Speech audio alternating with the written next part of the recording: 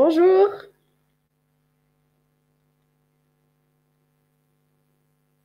Bonjour, on démarre notre live comme promis à 16 heures. Bonjour, bonjour, bienvenue à toutes et à tous. Bienvenue, nous sommes en direct live de notre premier webinaire organisé à ESCA Tunisie. Bonjour à toutes et à tous, bienvenue, marhaba bikum, marhaba tous les participants. Merci d'avoir été nombreux à vous inscrire à ce premier webinaire organisé par notre école ESCA Tunisie. J'espère que vous m'entendez bien.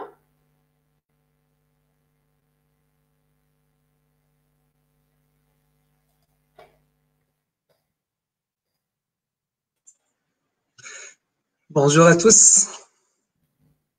Bonjour. Bonjour Leïla. Très bien.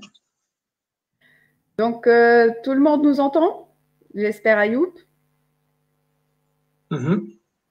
Alors, je tiens à remercier tout d'abord notre cher invité, Monsieur Ayoub Kallel, coach ICF, consultant senior en entreprise, formateur ProcessCom et maître enseignant en hypnose et PNL.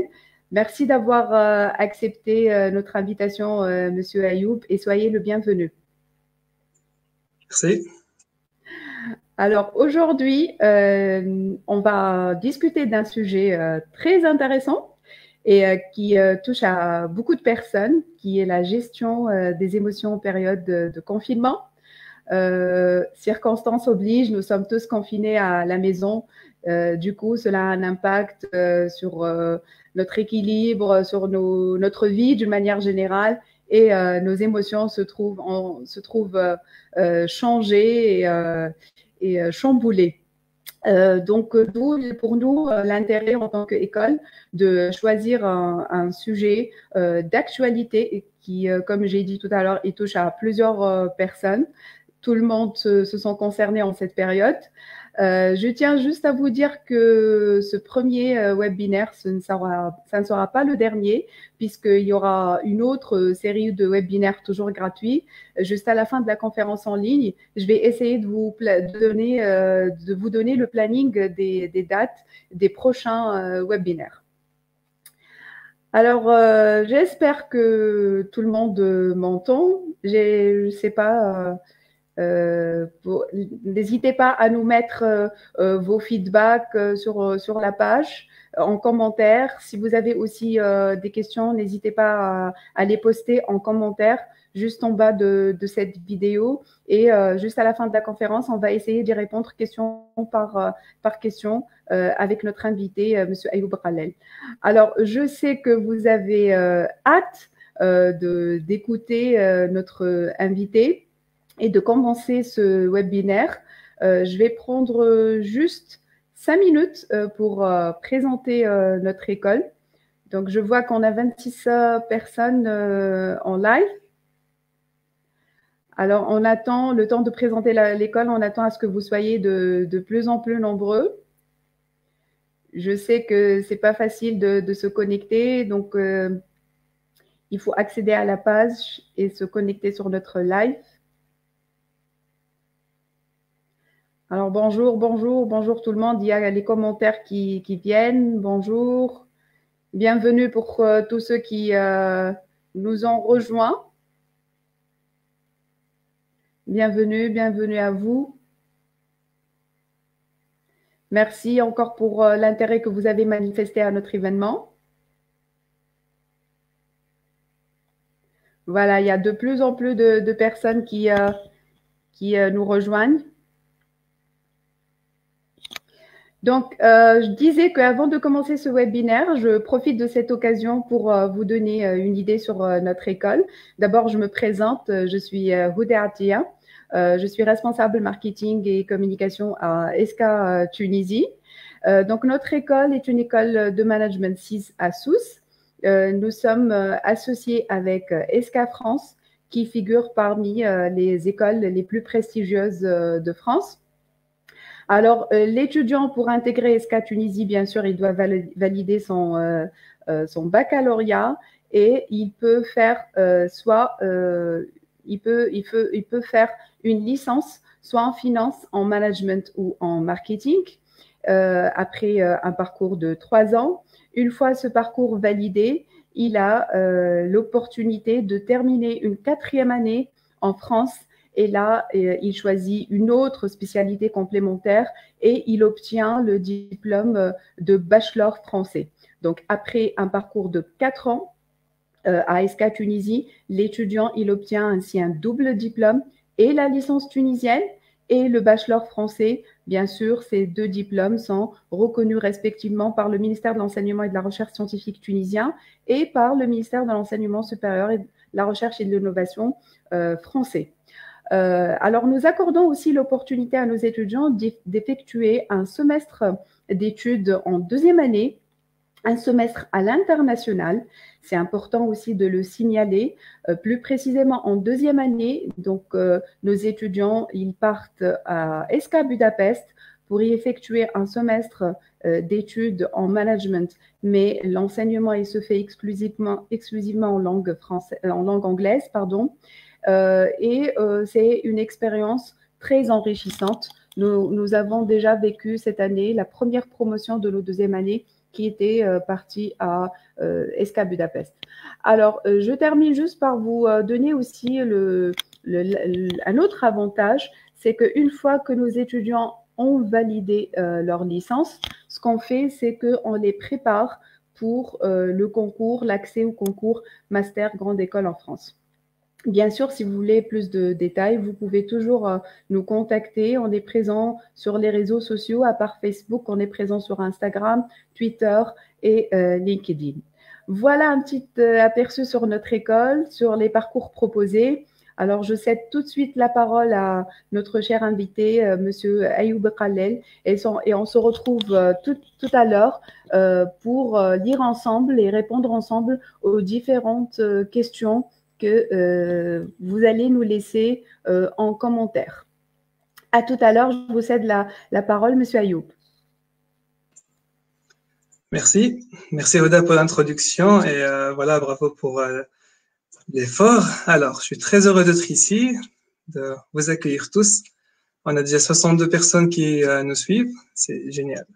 Alors, nous allons commencer notre présentation. Alors, je commence par vous poser une question, cher invité. Quelle émotion ressentez-vous en ce moment?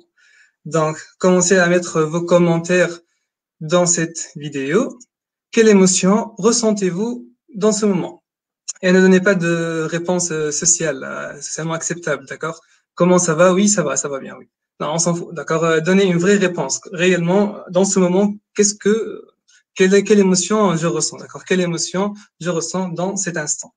Donc, par exemple, si je me pose moi la question, comment je me sens? Quelle émotion présente à l'intérieur de moi, dans mon corps? Eh bien, je me dis que je ressens de l'excitation pour ce webinaire. Je ressens une joie pour le fait de voir plein de personnes que je connais déjà qui sont connectées à me suivre. Et je ressens un peu de stress, ce qui est OK, vu que les circonstances et tout. Donc, c'est bien de se permettre de parler, de discuter, d'être honnête avec soi-même et surtout être aligné avec soi. Donc, mettez-vous vos commentaires. Je suis en train de lire.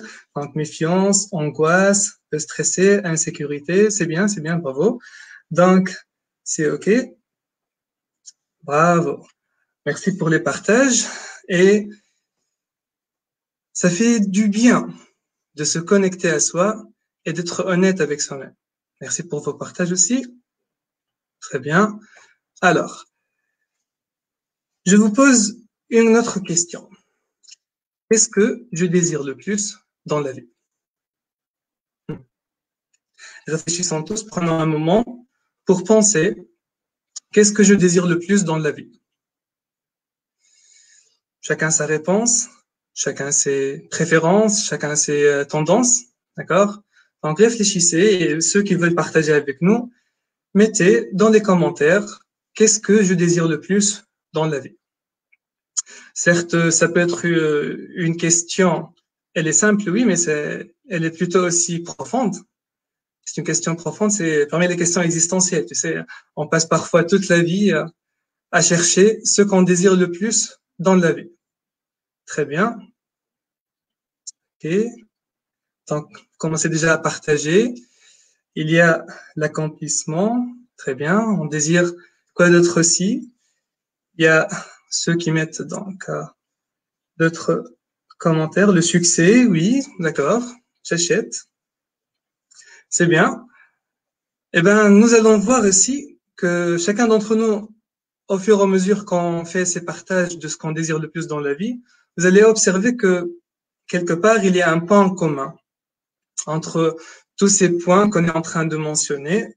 Voilà, trouver la paix, le bonheur, le succès, atteindre ses objectifs. Très bien. Alors, tout ce que vous venez de mentionner, on peut les mettre tous dans le même bol. C'est, on cherche tous, dans un mot, c'est le bien-être. On cherche tous le bien-être. D'accord? Que ce soit un bien-être émotionnel, un bien-être social, un bien-être matériel, un bien-être professionnel, on cherche tous ce bien-être, ce fameux bien-être. Et on passe la majorité de notre vie à le chasser. Parfois on arrive, parfois pas vraiment. C'est périodique, c'est en alternance. Et on se dit, bon, cette période de confinement, de pandémie, ce qui se passe partout dans le monde, eh ben, par rapport à ça, notre bien-être, comment il est affecté au jour d'aujourd'hui? D'accord? Peut-être on avait, comme on a dit, un rythme de vie avant, et puis maintenant, ça a altéré, ça a été changé. Eh ben, je vais vous présenter la recherche scientifique, ce qu'elle a indiqué par rapport à l'architecture du bien-être. Alors, en effet, si on va diviser à 100%, on trouvera les tendances génétiques déterminent 50% de notre bien-être dans la vie. Tendance génétique, c'est tout ce qui est inné. D'accord? Ça détermine déjà 50% de notre bien-être dans la vie. C'est intéressant. Ben, il nous reste combien? Il nous reste 50%. Alors, on trouve ici que les circonstances de vie, ça représente seulement 10% de notre bien-être. 10%, vous dites, c'est très peu. Je comprends. Cependant, les circonstances de vie, ça inclut tout ce qui se passe autour de nous, tout ce qui se passe dans notre environnement, tout ce qui se passe dans notre vie personnelle, professionnelle, sur tous les plans. Et donc, je vous dis déjà dès maintenant que ce qui se passe aujourd'hui, le corona, les événements, tout ce qui se passe autour de nous, ça rentre dans ces 10% des circonstances de vie. Les 40% qui restent, c'est des activités volontaires.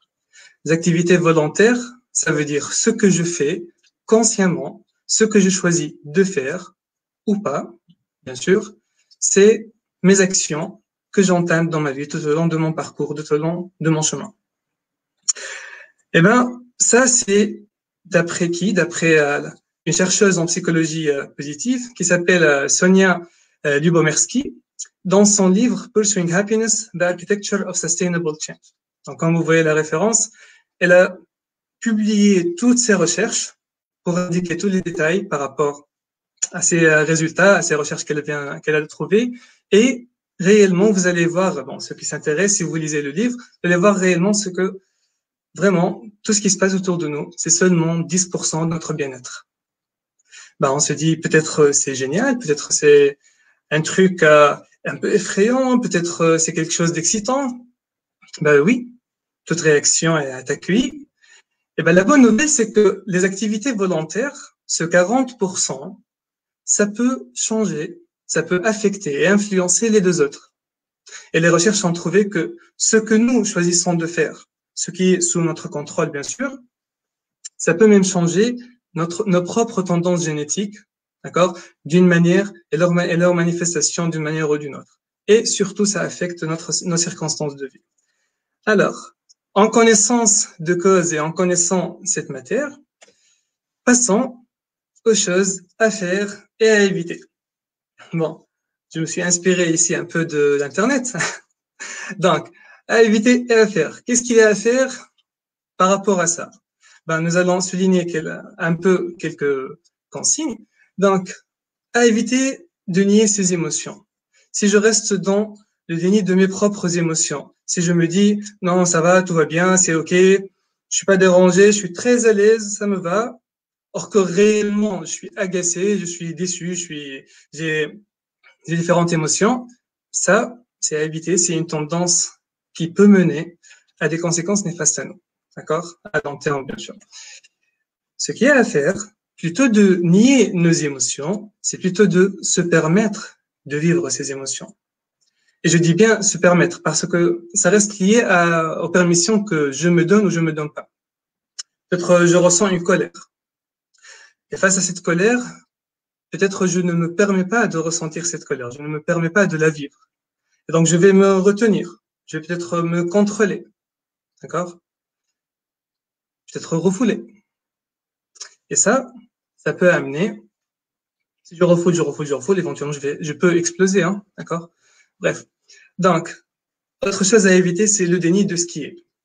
Souvent, en discutant avec plusieurs personnes, j'observe, il y a des gens qui font face au monde et il y a d'autres qui font face à quelque chose qui n'existe dans leur tête. Je dis ça dans quel sens? Dans quel sens que la réalité, elle est en face de moi. J'ai besoin de choisir, de faire face à la réalité telle qu'elle est. D'accord? Et d'accepter ce qui est. Parce qu'il est beaucoup mieux de réagir à la réalité des choses plutôt que de réagir à quelque chose qui n'existe que dans ma tête, qu'une image que je me suis créée, une image fictive, qui peut peut-être, par exemple, être moins affectante que ce qui est devant moi. Cependant, la solution n'est pas d'éviter. Ça n'a jamais été une solution. D'accord? Autre chose à éviter, c'est de refouler son ressenti. Refouler son ressenti, ça veut dire que je vais bloquer cette émotion à l'intérieur de moi et faire semblant qu'elle n'existe pas, d'accord? Et ce qui est pire du nier, d'accord? Se refouler son ressenti parce que ça peut rester à l'intérieur de nous à bouillir, et puis éventuellement, ça peut, comme on a dit, exploser. Donc, plutôt de refouler, je vais commencer à exprimer de plus en plus mon ressenti au fur et à mesure par rapport à ce que je vis, par rapport à ce que je ressens dans mon quotidien. D'accord? Autre chose, éviter de se contrôler. Et là, ça peut poser quelques questions parce que souvent les gens se disent, mais on a besoin de se contrôler. J'ai besoin de contrôler mes émotions, ce qui se passe à l'intérieur de moi. Si je me contrôle pas, ben, c'est que je peux faire des réactions inadaptées, etc., etc. Ben, je comprends ça. Cependant, si je me contrôle et que je suis en train de me contrôler, je n'affiche pas mon émotion, je suis en train de me contrôler, d'accord, je ne fais pas de réaction, et je me contrôle, et puis éventuellement, ça va sortir, ça va se manifester d'une façon qui n'est pas saine. Et donc, plutôt que de se contrôler, plutôt se gérer. Une émotion qui vient, je l'accueille, je la reconnais, je la gère, je la canalise. D'accord? Et nous allons voir de suite, émotion par émotion, on va décortiquer émotion par émotion, ce qu'il y a à faire ou pas par rapport à tout ça. Donc, au fur et à mesure, si vous avez des questions, ou des partages, ben, mettez-les dans les commentaires. Alors, autre chose à éviter, c'est de rester immobile. Bon, je vois quelques commentaires que l'image est un peu floue. D'accord? Je vais juste vérifier ça vite fait. Alors, ok. Le signal, il est bon à ce qu'il paraît. Voilà, donc on reprend. D'accord? À éviter aussi de rester immobile. C'est de jouer le rôle de victime. Je suis impuissant, je ne peux rien faire. C'est comme ça. C'est plus fort que moi. D'accord? Aussi, éviter de se bloquer soi-même. D'accord? Rester toute la journée, passer toute la journée dans son confinement, enfermé dans sa chambre, peut-être dans son lit, ne rien faire, ne rien produire, d'accord, ne faire aucune activité, d'accord. Ce fait de rester immobile, c'est quelque chose qui tue votre énergie et qui tue votre motivation. D'accord? Donc, plutôt, on va commencer à bouger. D'accord? Donc, je vais partager avec vous une petite... Ok, merci pour les partages, l'image est claire pour d'autres. Donc, je vais partager avec vous un petit passage de Rumi que je trouve agréable. D'accord? Donc, l'être humain est une maison d'hôtes, chaque jour une nouvelle arrivée. Une joie, une dépression, une méchanceté, une prise de conscience momentanée arrive comme un visiteur inattendu. Accueille-les et procure-leur de la distraction, même s'il s'agit d'une foule de chagrins qui violemment vide ta maison de ses meubles. Traite chaque invité honorablement. Il pourrait bien faire de la place pour une joie nouvelle. La pensée sombre, la honte, la malveillance, accueille-les à la porte en riant et invite-les à l'intérieur. Sois dans la gratitude pour quiconque arrive, car chacun a été envoyé comme guide par le plus vaste. Donc, en lisant ce petit extrait de Rumi, en effet, le message, c'est d'accueillir toutes les émotions qui nous viennent pour pouvoir les vivre d'une façon saine. D'accord? Alors, nous allons maintenant partir à l'aventure. Donc, dans cette période de confinement, nous pouvons vivre plusieurs émotions justifiées. D'accord? Comment c'est spécifique au temps de crise qu'on vit, c'est que souvent, les gens, dans leur quotidien, une bonne partie de personnes, ils trouvent pas le temps de rester seuls pour vivre leurs émotions. Plutôt, je dirais, ils ne se donnent pas la permission de rester seuls pour vivre leurs émotions. Il y a des gens qui passent leur vie, passent leur journée, disons, d'une activité à une autre, d'un groupe à un autre, d'une réunion à réunion, d'un café à un autre, etc. Et puis, le fait de rester seul dans dans ce confinement, déjà, ça ouvre cette porte. Aussi, nous allons voir que l'intensité des émotions qu'on vit, ça peut varier, ça affecte notre quotidien aujourd'hui. Donc déjà, je vous pose une question, d'accord? Je vous pose une question aussi. Quelle est selon vous l'émotion la plus forte? Quand je dis l'émotion la plus forte, c'est l'émotion qu'on ressent la plus naturellement, la plus spontanément, d'accord? Ben, vous voyez l'image, commencez peut-être à deviner ce visage, quelle émotion ça affiche. Eh ben, je vous dis, l'émotion la plus forte, c'est la peur. D'accord? Naturellement, l'être humain, il a tendance de ressentir la peur le plus naturellement possible, d'accord? Spontanément. On peut aller directement vers ressentir cette peur. Et déjà, si on regarde les films dans les cinémas, les films les plus vendus dans les box-office, c'est l'émotion de la peur, d'accord? Et malheureusement aussi, donc, dans plusieurs manières de communiquer, il y a des gens qui utilisent la peur comme un moyen de communiquer ou comme moyen pour gérer les autres ou pour contrôler ou autre. Parce que c'est le plus naturel à aller, d'accord? Alors, si je ressens cette peur-là, et nous allons voir ici, je vais faire la liste des 9 émotions les plus fortes qu'on ressent, d'accord? Chaque émotion, je parlais c'est quoi le besoin qu'il y a derrière, et quelques pistes, nous allons donner quelques pistes, quelques propositions pour ceux qui veulent appliquer ces consignes, d'accord? Bien sûr, chacun d'entre nous choisit ce qui fonctionne pour lui ou pas, d'accord? Chacun d'entre nous fait ses propres choix par rapport à ce qu'il fait. Alors, l'ordre de ces émotions qu'on va mentionner, c'est d'après le docteur Rafael Bisquera Alsina dans l'université de Barcelone, d'accord? Il a fait plein de recherches par rapport à ça. Déjà, dans l'université de Barcelone, il y a le centre de recherche le plus connu dans le domaine de l'intelligence émotionnelle. Et donc, le besoin derrière la peur, c'est quoi? J'ai besoin de réassurance, de protection et d'aide. Donc, si, par exemple, je fais face à quelque chose, à un danger réel, et c'est ça la peur. La peur, c'est elle est générée face à un danger vrai, réel, concret. ce qui est le cas de ce qu'on vit aujourd'hui. Donc, le danger du virus, le danger d'attraper cette maladie. Et donc, on peut avoir une peur justifiée et compréhensible, d'accord? Bien sûr, nos besoins de réassurance, de protection et d'aide, eh ben, bien sûr, à part le fait de prendre ces mesures de protection, etc., bien sûr, c'est pas le moment d'en parler. Quelques pistes pour gérer ma peur, eh ben, je commence à en parler. Parce que si je n'exprime pas ma peur que je ressens, d'accord, je pourrais pas recevoir peut-être cette réassurance, cette protection, cette aide des autres, d'accord, peut-être de mon entourage, de ma famille, etc., d'accord.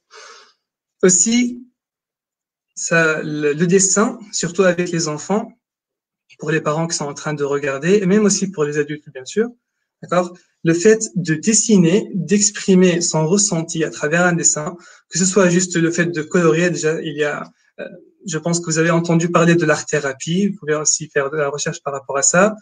Ça permet aussi de canaliser, de mieux vivre cette émotion, d'accord. Aussi, parmi les pistes, il y a les câlins. Bon, on est en période de confinement, donc j'ai mis entre les deux parenthèses, serrer un coussin. D'accord? Bon, et je ne parle pas de serrer le coussin et mettre des photos de vous donc, dans les réseaux sociaux, cette tendance qu'on observe, mais plutôt juste prendre quelques moments, d'accord, pour pouvoir se ressourcer par rapport à ça.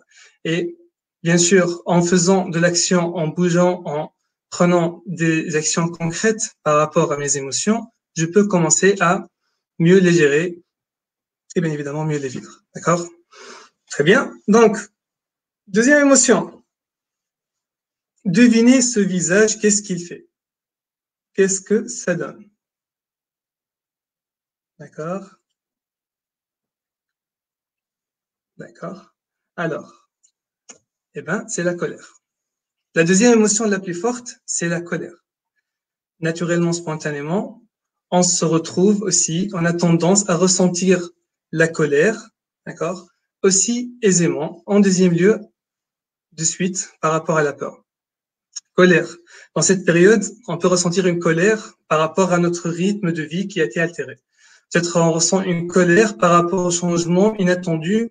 Peut-être on ressent une colère par rapport à d'autres personnes, peut-être par rapport à des personnes qui sont avec nous, d'accord, qui habitent avec nous, dans mon entourage, dans ce qu'on fait, d'accord. Et donc, ces émotions, cette émotion de colère, très bien, elle vient d'où? C'est les besoins d'écoute, de compréhension, d'accord? C'est les besoins qui sont derrière cette colère. Donc, nous allons, comme on a vu, décortiquer. Et donc, merci aussi pour les commentaires. Donc, écoute, compréhension, changement de ce qui se passe, d'accord? Réparation de ce qui est, parce que la chose qui est ici, d'accord, qui se passe maintenant, ça, c'est un changement. Donc, j'ai besoin de faire quelque chose par rapport à ça.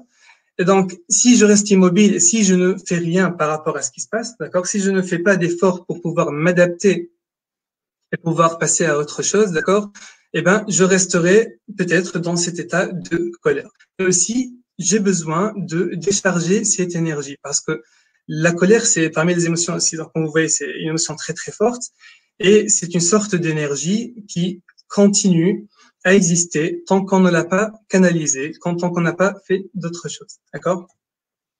Alors, vous voyez ici, il y a plusieurs pistes, d'accord? Donc, comme j'ai dit, chacun d'entre nous peut choisir de faire ce qu'il veut, il peut faire de choisir une, deux, trois pistes, peut-être toutes, peut-être pas. Chacun d'entre nous fait ses propres choix selon ses préférences, d'accord?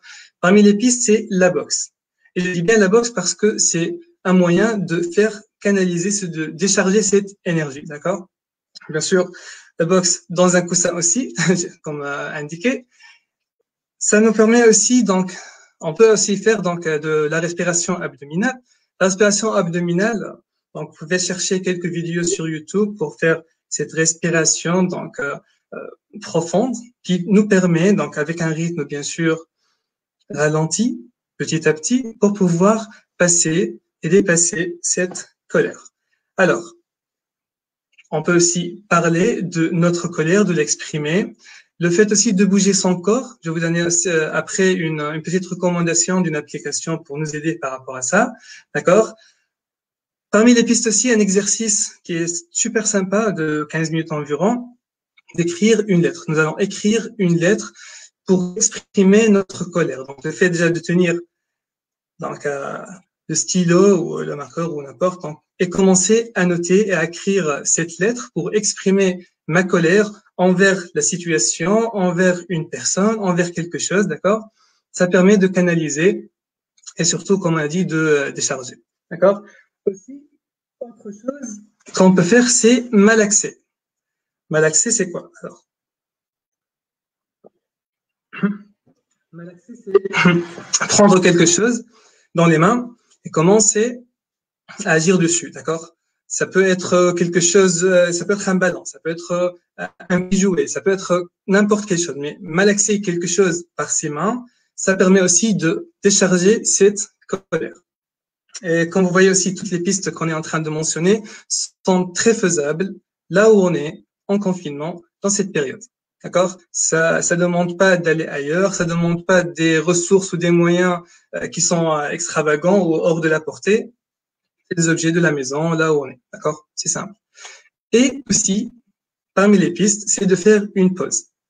Une pause quoi? Par exemple, je peux me permettre de prendre du temps pour moi-même, d'accord? Pour prendre un peu du recul, prendre du moment de, peut-être un peu de solitude, peut-être un moment de réflexion, d'introspection, d'accord? Se déconnecter un peu de ce qui se passe, d'accord?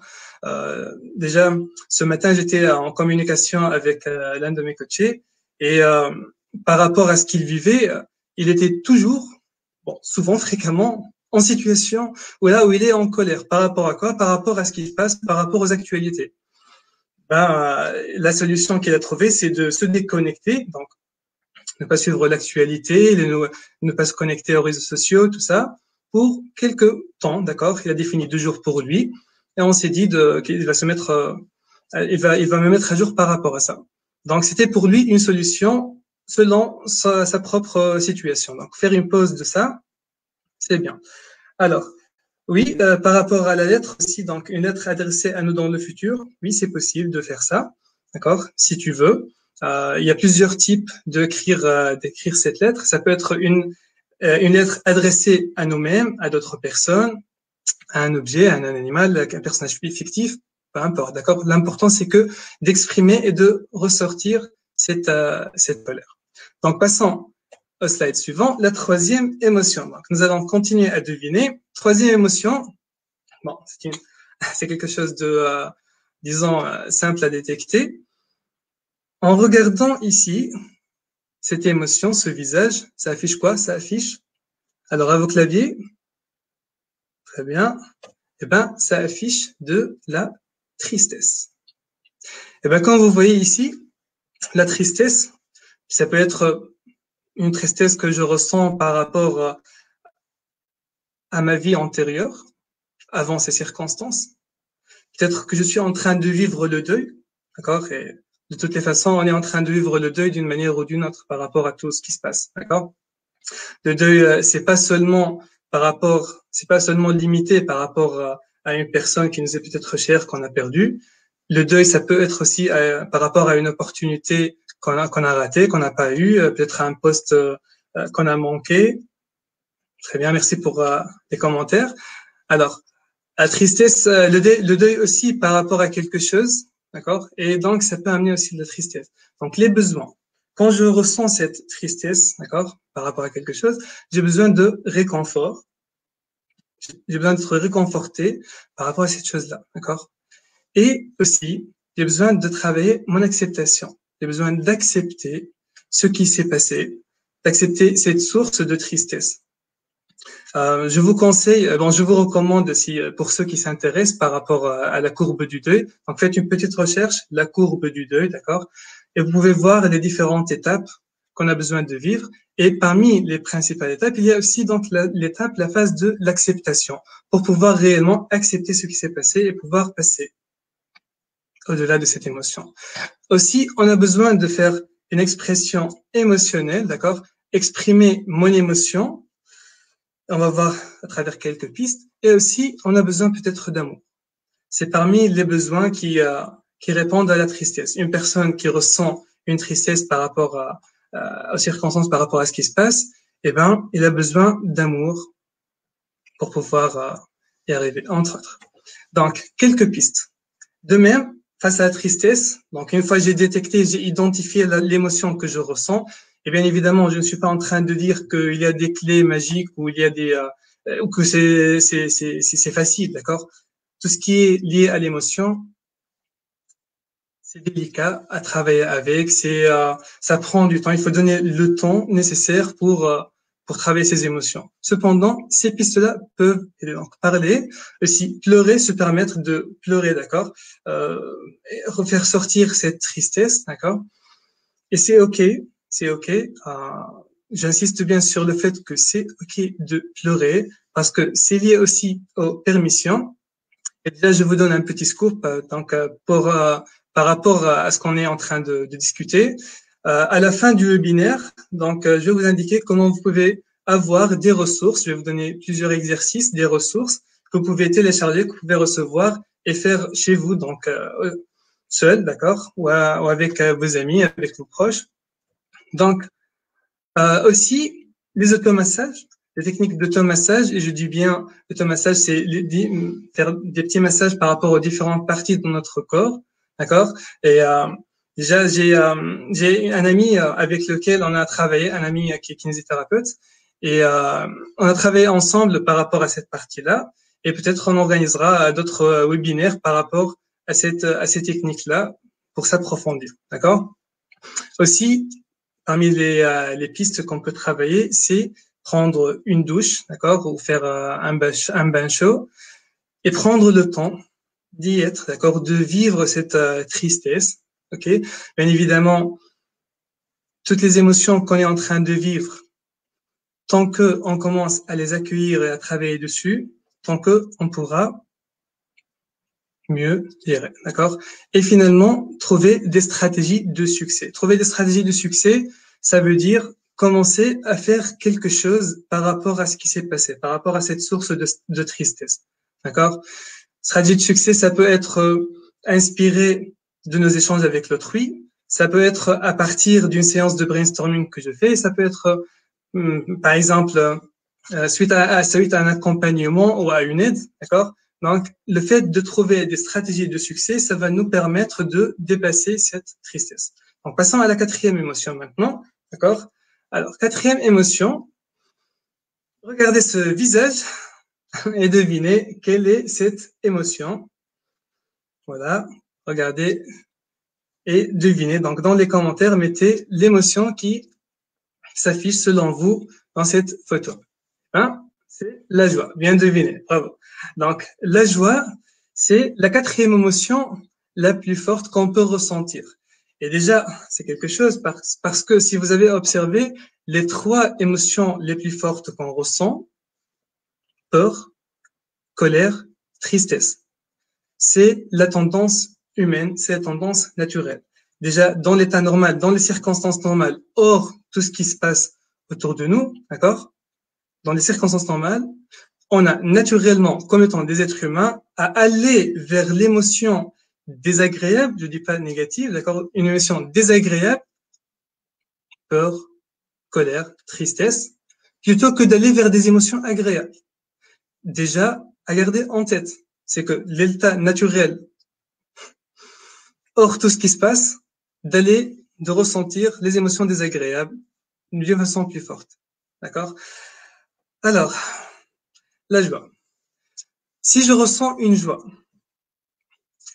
et j'espère que vous vous entourez dans vos vies, surtout dans cette période, de sources de joie, de jolis échanges peut-être avec des personnes qui vous sont proches. Chacun d'entre nous choisit les choses dans sa vie qui peuvent lui permettre de vivre cette joie. Et je vous invite vivement à en faire le plein, vraiment. D'accord? Donc, parmi les besoins, quand je ressens la joie, c'est d'aller partager, faire un partage, d'accord, de cette joie. Je ressens le besoin de partager cette joie que je ressens dans ce moment, d'accord. Par exemple, si je le vis. Aussi, un besoin de tisser des liens avec autrui, tisser des liens avec notre entourage, avec des personnes qui nous sont proches, et surtout vivre la réjouissance, d'accord. Alors, quelques pistes, si je ressens une joie quelque part, je peux m'éclater un peu, me déchaîner, d'accord, je peux danser, je peux rire, et il y a plusieurs techniques par rapport au rire. Aussi, je peux chanter si je veux, d'accord. Je peux téléphoner à des personnes pour partager avec eux ce moment de joie, et je peux aussi et surtout travailler la pleine conscience, d'accord. Travailler la pleine conscience. C'est vivre le moment présent, c'est être dans l'ici et maintenant, et pouvoir profiter de ce qui se passe dans cet instant. J'espère que tous ceux qui nous suivent et ceux qui regarderont après l'enregistrement de la vidéo, vous pouvez vous ressourcer et vous pouvez trouver vos sources de joie dans votre vie et gardez en tête que c'est la 4e émotion la plus forte, d'accord? Donc déjà, il faut être conscient de ça et pouvoir travailler consciemment, voilà, travailler consciemment sur ces émotions. Alors, 5e émotion la plus forte. Donc, on va mentionner 9 dans ce webinaire. Alors, la 5e émotion la plus forte, si vous regardez cette petite image, quelle est l'émotion qui s'affiche? Eh ben, il y a peut-être des gens qui disent que c'est l'affection, que c'est l'amour. Eh ben, je vous dis que c'est plutôt la surprise. C'est le visage de la vieille dame, donc la surprise. Et par rapport à la surprise, c'est une émotion qui est plutôt neutre. Parce que je vais ressentir la surprise par rapport à quelque chose, mais puis cette surprise, elle peut mener à d'autres émotions qui soient agréables ou désagréables. C'est pour ça que la surprise, elle est une émotion neutre. On la met bon. J'ai choisi un exemple d'une surprise qui est plutôt agréable, qui amène des émotions agréables, mais gardez en tête, de mon cas, j'étais quelque part surpris de ce qui s'est passé et j'ai ressenti donc la surprise et puis il y avait d'autres émotions aussi, bien sûr. Donc la surprise souvent elle vient accompagner d'autres émotions.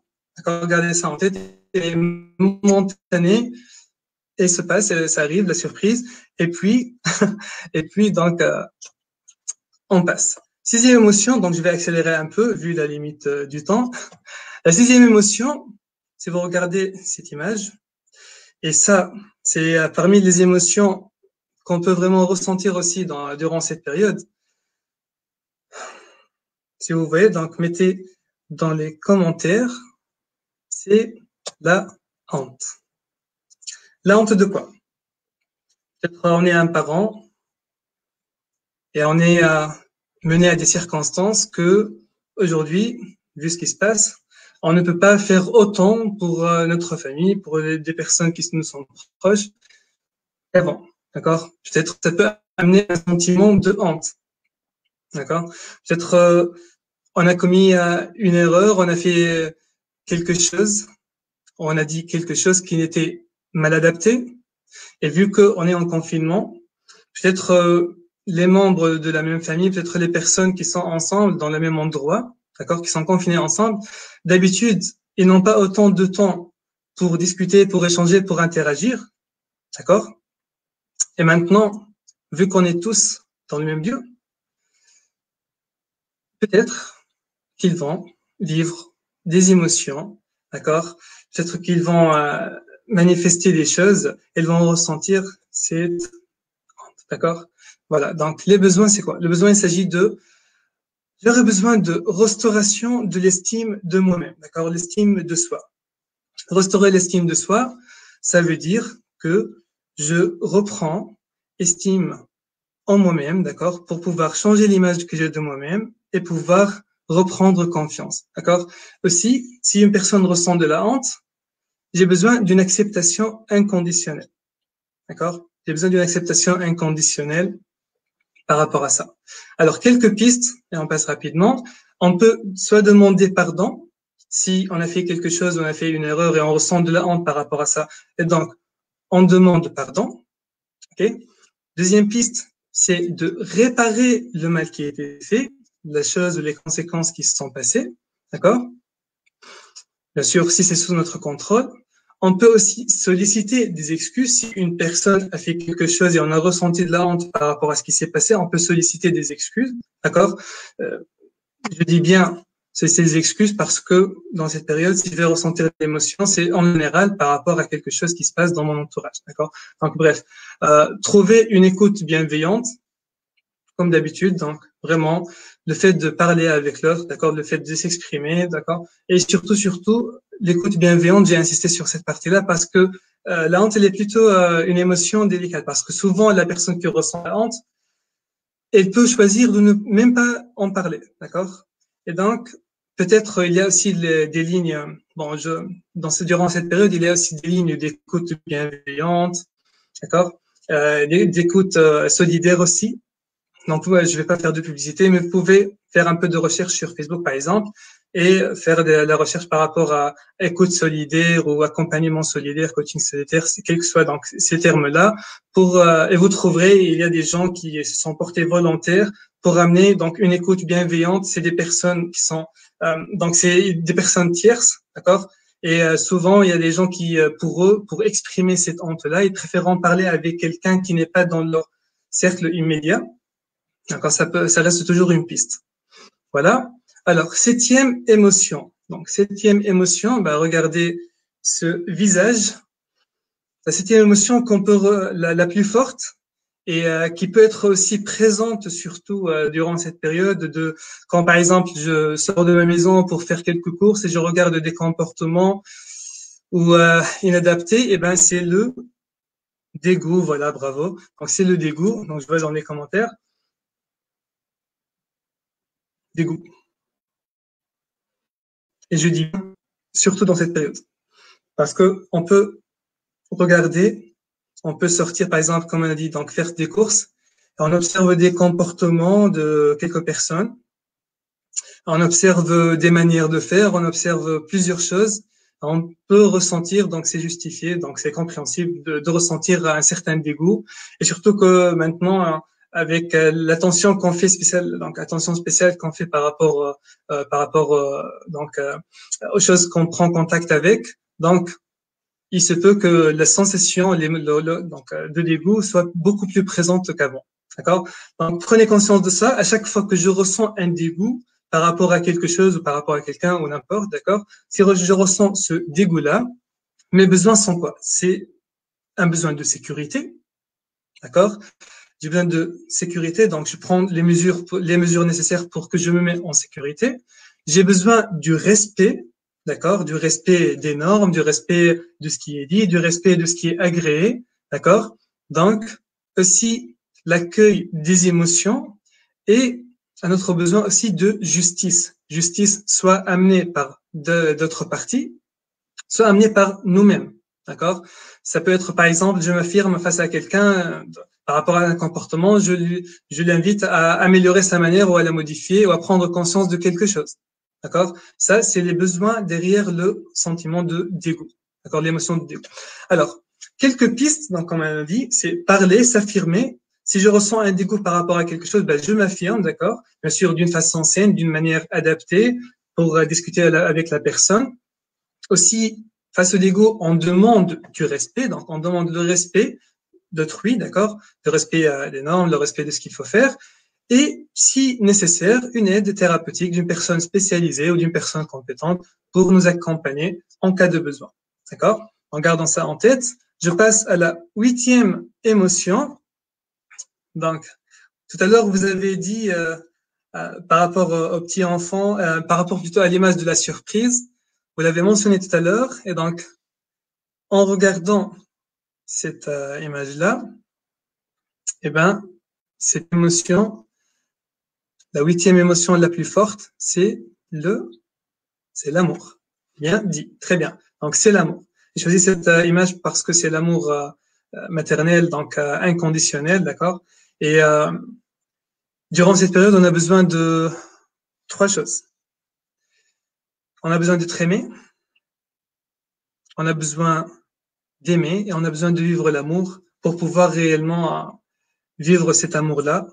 Voilà, donc merci pour les commentaires comme d'habitude. Donc, ce qui est intéressant, les recherches ont trouvé que, juste une petite parenthèse, l'amour, c'est une émotion qui s'apprend. Toutes les autres émotions qu'on a vues, c'est des émotions innées, quelle que soit la culture, quelle que soit la race, les origines, tout ce que vous voulez, d'accord, l'âge, etc., etc. C'est des émotions universelles. Cependant, l'amour, et vous allez voir aussi la 9e émotion, ok, l'amour, c'est une émotion qui s'apprend. Et certes, c'est pas évident que tout le monde a appris à aimer d'une façon saine, disons. D'accord? Donc, je vous invite tous, et j'espère déjà que tout le monde, que tous ceux qui nous regardent, vivent de l'amour, qu'ils soient aimés et qu'ils aiment aussi. D'accord? On en a besoin durant cette période. Et on termine avec la 9e émotion. La 9e émotion dans l'ordre, donc qu'on ressent, dans l'ordre de force. Donc, regardez ce visage vite fait. Voilà. Très bien. Et c'est le bonheur. Aussi, ce qui est intéressant, que le bonheur, c'est quelque chose qui s'apprend, d'accord? Notre bonheur aujourd'hui, le statut actuel des choses, ça peut être affecté par ce qui se passe. Cependant, je vous invite toujours à vous rappeler, la recherche scientifique a prouvé que les circonstances de vie ne font que 10% de notre bien-être. On a 40% des actions qu'on fait et déjà, on a fait un tour de plusieurs émotions qu'on peut vivre surtout d'une façon intense durant cette période, d'accord? Et les pistes qu'on a données, c'est des pistes qu'on peut faire là où on est, d'accord? Des pistes qu'on peut faire là où on est, vu les circonstances, avec les moyens de bord. Ça demande pas trop de ressources, d'accord? Alors, je passe maintenant, comme vous voyez dans cette petite affiche, ça c'est parmi les fiches que je vais vous envoyer. Donc tous ceux après à la fin du webinaire, nous allons publier donc ces ressources-là, un lien pour avoir accès à ces ressources. Parmi les ressources, une liste des différents sentiments, des différentes émotions pour nous aider à exprimer, à parler, à mieux vivre et partager les émotions et les ressentis et les sentiments qu'on vit, d'accord? Parce que souvent, on ne trouve pas de mots adaptés pour décrire ce qu'on ressent. Et surtout quand on discute avec quelqu'un, déjà parmi les choses intéressantes à observer, c'est que par exemple, les enfants quand ils ressentent une émotion, eh ben par exemple, il a ressenti quelque chose, il a été agacé d'un truc, d'accord? Eh ben il va te faire la même chose parce que pour lui, il veut que tu vives la même émotion que lui il a vécu. C'est son moyen, c'est parmi les moyens bien sûr, c'est parmi les moyens pour exprimer son émotion, d'accord? Et souvent chez les adultes aussi, donc les recherches aussi ont trouvé que en moyenne, l'adulte, d'accord, une personne adulte trouve entre 10 et 15 mots dans son vocabulaire pour exprimer ses émotions et ses ressentis. Imaginez la moyenne d'une personne adulte dans son vocabulaire, dans son jargon, dans sa façon de communiquer, de parler, il a entre 10 et 15 mots pour exprimer ses ressentis. Donc, je trouve que c'est intéressant de se ressourcer, d'avoir accès à plus de mots pour pouvoir exprimer d'une façon plus concise et plus précise ce que je ressens. D'accord? Donc, écrivez ce que vous ressentez, vraiment, d'accord? Faites un petit agenda, faites un petit papier. Pour ceux qui n'ont pas envie vraiment d'écrire, vous pouvez vous enregistrer, d'accord? Si vous êtes plutôt auditif, donc vous pouvez vous enregistrer en audio en utilisant le téléphone ou faites une vidéo si vous voulez, d'accord? C'est de parler, de discuter de tout ça, d'accord? Et puis, vous pouvez soit relire ce que vous avez noté, donc libérez-vous vraiment, hein, d'accord? Faites ressortir tout ce qu'il y a à sortir, et soit vous relisez ce que vous avez écrit, soit vous réentendez, vous réécoutez, donc ce que vous avez enregistré, d'accord? Et j'aimerais bien inviter tout le monde, déjà par l'occasion, alors d'intégrer et de commencer à faire des actions. d'accord? Je réalise que dans la limite du temps qu'on a, l'heure qu'on a accordée pour ce webinaire, euh, j'ai fait de mon mieux, j'espère que de donner le maximum d'informations, le maximum d'outils, de pistes. Donc, c'est des pistes réalistes, c'est réalisable, c'est du concret, c'est quelque chose à la portée qu'on peut faire. Et autre, donc, comme j'ai mentionné tout à l'heure, parmi les suggestions, on a besoin donc de bouger notre corps. D'accord? Je sais que c'est pas évident, oui, pas mal de personnes, chaque année, ils font l'inscription à la salle de sport pour faire du sport. Et puis, vous n'avez pas besoin de ressources à part votre corps. D'accord? Vraiment. Personnellement, je recommande cette application. Il y a plein d'autres. Donc, des applications des petits challenges. D'accord? C'est à la portée de tout le monde. Vraiment, je vous invite vivement à bouger, à faire des exercices. D'accord? Alors, ce qui est intéressant par rapport à cette application, bon, elle est disponible dans Android et iOS. Ce qui est intéressant, c'est que elle commence à augmenter le rythme petit à petit, vraiment, et ça commence avec 2 minutes seulement, 2 minutes d'entraînement, et puis c'est bon, d'accord? Tu as fait une activité, tu as fait quelque chose, tu as bougé, vraiment, vous restez pas sédentaire, d'accord? Et c'est très aidant, vraiment. C'est gratuit, vous pouvez télécharger l'application. Ça prend 2 minutes pour faire l'exercice et puis c'est bon. Tu as fait ton entraînement pour la journée. D'accord? On est chez nous, on est à la maison, on en profite. S'il vous plaît, vraiment. D'accord? Et puis, donc, pour synthétiser, parlez à quelqu'un de confiance. Choisissez les personnes avec lesquelles vous discutez de vos ressentis. Aussi, j'arrive maintenant presque à la fin.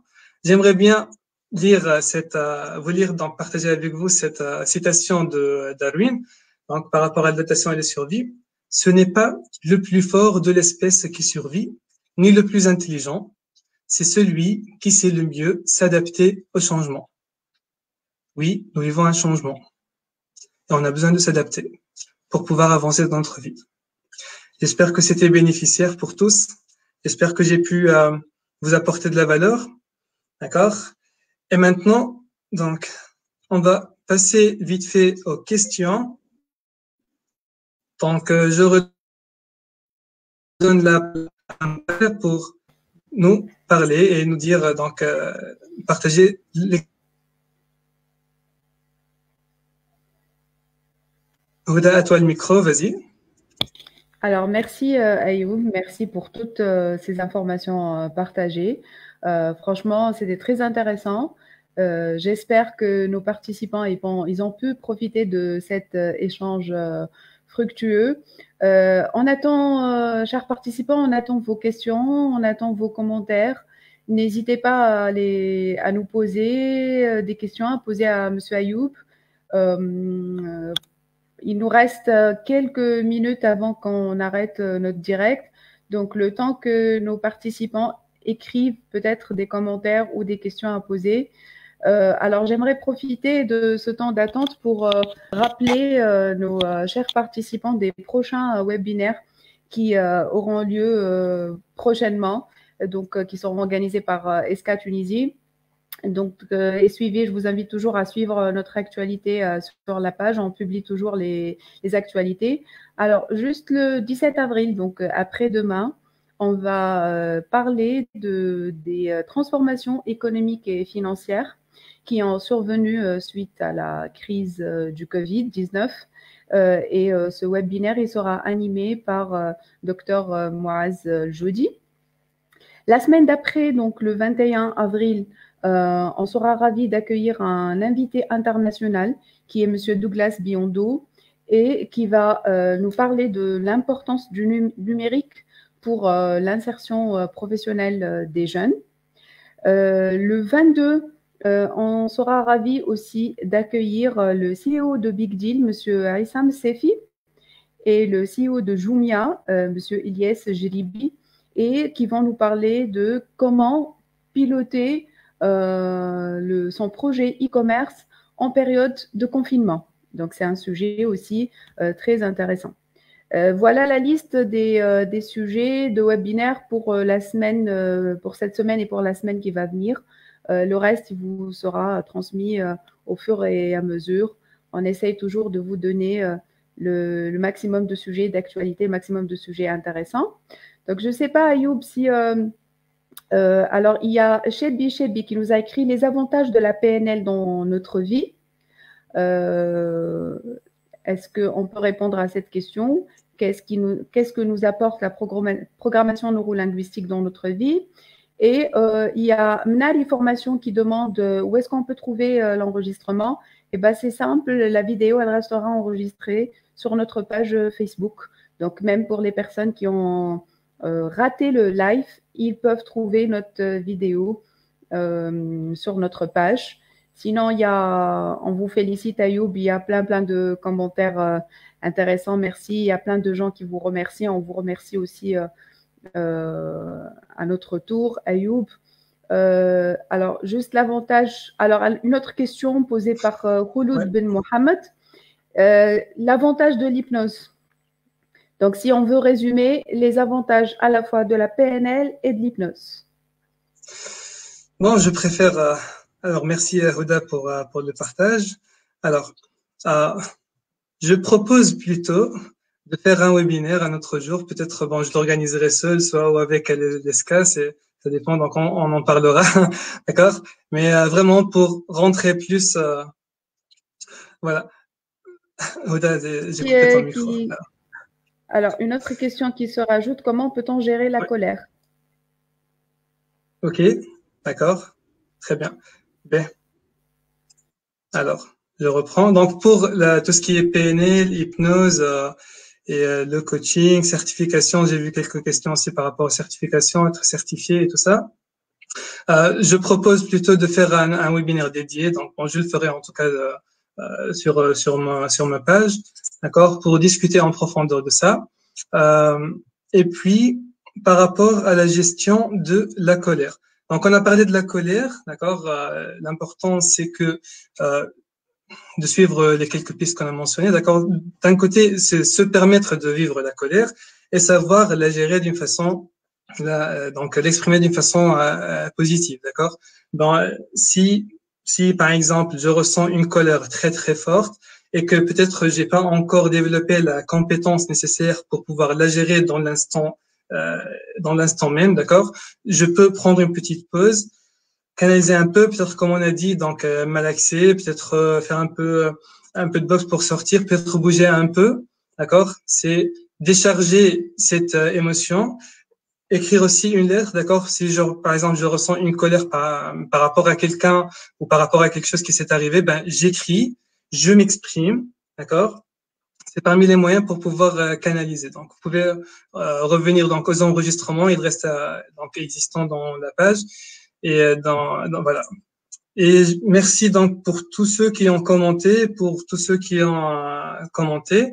Alors, les ressources, on va publier après sur la page, on va publier le lien à suivre pour pouvoir avoir accès aux ressources. Donc, je veux vous envoyer la liste des émotions, un exercice par rapport aux permissions, d'accord, et aussi un petit résumé de la présentation, de tout ce que j'ai mis dans ce webinaire. D'accord, j'espère que ce soit aidant. Ok. D'accord, je pense qu'on est à l'heure. Huda, à toi le micro. D'accord.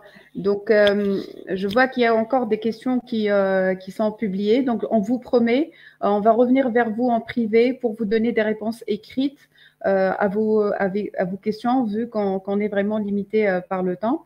Donc, j'étais vraiment ravie d'animer ce webinaire. Au nom de toute l'équipe ESCA, je voudrais renouveler mes remerciements à vous, Monsieur Ayoub Khalel, et renouveler mes remerciements aussi à tous les participants. Suivez-nous, restez connectés avec la page ESCA Tunisie, et je vous dis au prochain webinaire. À très bientôt. Voilà, merci à tous. Un dernier partage. Une personne m'a posé la question par rapport à un titre de livre. Oui, merci pour le rappel. Donc, j'ai préparé un livre à recommander. Donc, The Obstacle is the Way. Donc, j'espère que c'est visible à tout le monde. The Obstacle is the Way de Ryan Holiday. C'est un livre, bon, c'est disponible aussi en français. Je sais pas si vous pouvez le trouver en ligne, d'accord. Ce livre-là, je le recommande. Donc, ça parle de comment on peut transformer l'adversité, l'obstacle, d'accord, les obstacles qu'on est en train de vivre, en opportunité. Donc, ça, c'est la recommandation. Et voilà. Merci à tous Et on arrive à la fin du webinaire. À très bientôt.